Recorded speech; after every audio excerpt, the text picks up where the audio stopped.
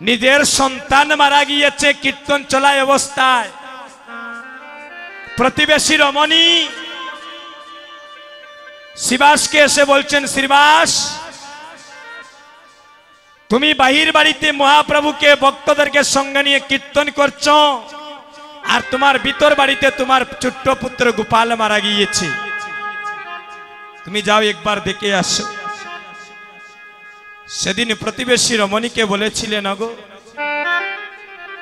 নিজের আপন ভাই ঘর থেকে বাহির করে দিয়েছে। এই জগতে যারা ভক্ত ভগবানকে ভালোবাসে দেখবেন তাদের জীবনে জ্বালা যন্ত্রণা বেশি। এই জগতে যারা গৌরী মনির সাথে মনমনির সম্পর্ক করিতে চায় দেখবেন তাদের ঘরেও জ্বালা বাইরেও জ্বালা। আর যারা ভগবানকে সেবা দেয় না, ভগবানকে ভালোবাসে না, একাদশী রাখে না, দেখবেন তাদের জীবনে অত জ্বালা যন্ত্রণা নাই। শ্রীবাস, তোমার সন্তান মারা গিয়েছে, তুমি দেখতে যাও। শ্রীবাস সেদিন বলেছিলেন প্রতিবেশী রমণীকে, ওগো,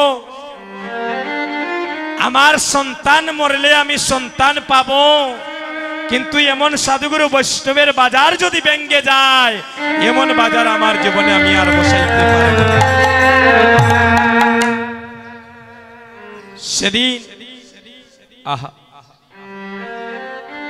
সেদিন মহাপ্রভু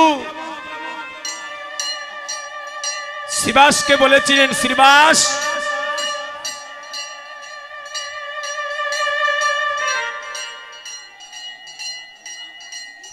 আসতে গো দিদি, ঘন্টা একটা মারলেই হবে।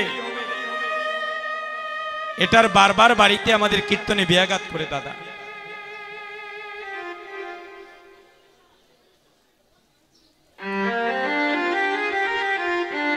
সেদিন শ্রীবাসকে বলেছিলেন, শ্রীবাস, আজ তোমার প্রেম ভক্তির কাছে আমি ঋণী হয়ে গেলাম।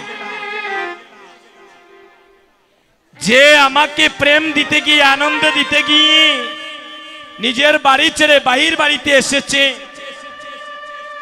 যেই হরিনাম যজ্ঞের আয়োজন করেছে, ভিক্ষা করে, স্ত্রীর সোনাদানা বিক্রি করে, আজ নিজের সন্তান মারা গিয়েছে, দেখতে যায় নাই।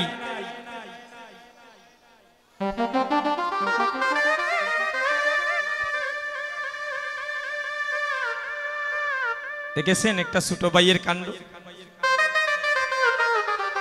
80 বৎসরের বৃদ্ধকে প্রণাম করা যায় না যদি তার অন্তরে কৃষ্ণ ভক্তি না থাকে। আর 80 বৎসরের বাবা ওই 5 বৎসরের শিশুকে প্রণাম করিতে পারেন, সে যদি আমায় কৃষ্ণ পথে ব্রতী করে। দেখেন বয়স হবে 5-6 বৎসর হবে নাকি, 5 বৎসর। দেখেন এত ভক্তের মধ্যে এসে আমাকে প্রণাম করছে। এটা মাতা পিতার আসরে শিক্ষা। কৃষ্ণ ভক্ত সন্তান, তার জন্য একটু আশীর্বাদ করবেন। সেজন্য এভাবে যেন ভক্তর ছত্র ছায়ায় মহাপ্রভুর যেন কৃপায় জন্ম জন্মান্তরে থাকতে। মানুষ যদি মানুষকে আশীর্বাদ করে, মানুষ অনেক উপরে উঠে যায়। আর মানুষ যদি মানুষকে অভিশাপ দেয়, মানুষ 10 তলা থেকেও নিচতলায় নেমে যায়। সুধীজন সেদিন শ্রীবাসকে বলেছিলেন, শ্রীবাস, তোমার প্রেম ভক্তির কাছে আমি ঋণী হয়ে গেলাম। আজ থেকে যত স্থানে কীর্তন হবে, ওই আঙ্গিনার মালিক থাকবে তুমি, আর ওই আঙ্গিনাটার নাম হবে শ্রীবাস সঙ্গ। তাই দেখবেন যত স্থানে কীর্তন হয়ে দাদা, ওই আঙ্গিনার মালিক থাকেন আমাদের সিলেটের শ্রীবাস প্রভু। ওই আঙ্গিনাটার নাম হয়ে যায় শ্রীবাস সঙ্গন। আমরা ভাগ্যবান নাই নিবা দাদা, সিলেটের ভক্তগণ,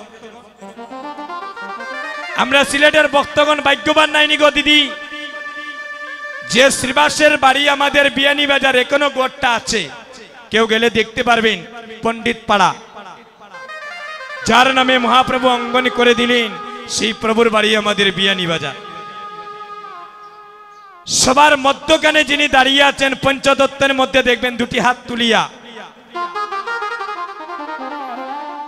উনি কে? ঈশ্বর পরম কৃষ্ণ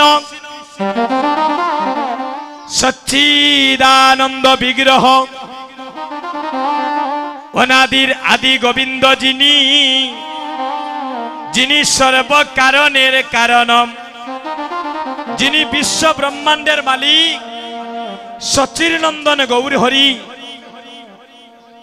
যার ইশারা ছাড়া একটা শুকনা গাছের পাতাও মাটিতে পড়ার ক্ষমতা নাই। এখানে আমি দেবাশিস কীর্তন করছি নাকি দাদা? জীবনেও না। আমাকে দিয়ে গৌর হরি কীর্তন করাচ্ছেন। এখানে যে অগণিত ভক্তগণ আসলেন, আপনারা কি এসেছেন? আপনাদেরকে মহাপ্রভু আজকে মধুর ভক্ত সঙ্গ করার সুযোগ করে দিয়েছে।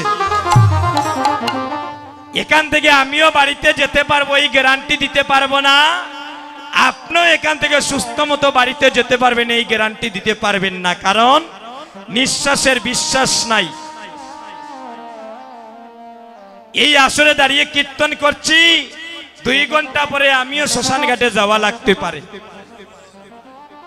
আপনাদের কানাইঘাটের নবীন কীর্তনিয়া চিনেন, ছোট হরিমন দাস কীর্তনিয়া দাদা, একসাথে কীর্তন করলাম, সবে মাত্র কীর্তন জগতে পদার্পণ করলেন, হঠাৎ মৃত্যুর কুলে ডলে পড়লেন। উনি কি জানতেন এই দিনই ছিল ওনার জীবনের শেষ দিন? ওনার বাড়িতেও আমি কীর্তনী করেছি। আপনাদের গাছবাড়ির অমলচন্দ্র কীর্তনিয়া দাদা আমাদেরকে ছেড়ে চলে গেলেন। দিরাইর হরিমোহন দাদা কীর্তনিয়া, একসাথে কীর্তন করলাম, সাতক ঘুমের মধ্যে মারা গেলেন। মৌলভীবাজারের পঞ্চেশ্বরে কুকাবাবু কীর্তনিয়া, একসাথে পাগলা ঠাকুরের আখড়ায় কীর্তন করলাম রে ভাই, সকালবেলা ঘুমের মধ্যে মারা গেলেন।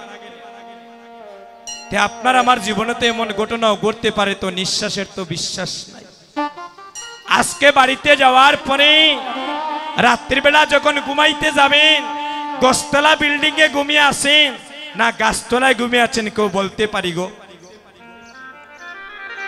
সকালবেলা যদি ঘুমটা আমাদের ভাঙ্গে, আহারে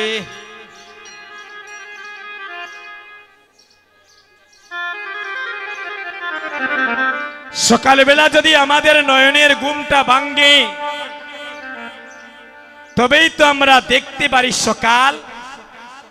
আর যদি নয়নের একবার ঘুমটা না ভাঙ্গে, তাহলে খবর কি? যদি নয়নের একবার ঘুম না ভাঙ্গে, সোজা চলে যেতে হবে পরকাল। পরকাল কোথায়? যেখানে একবার মানুষ গেলে আর জীবনে ফিরে আসে না। ওই জায়গার নাম কি? ওই জায়গার নাম কি গো? যেখানে মানুষ গেলে যে সর্বশেষ হয়ে যায়, ওই জায়গার নাম শ্মশান ঘাট।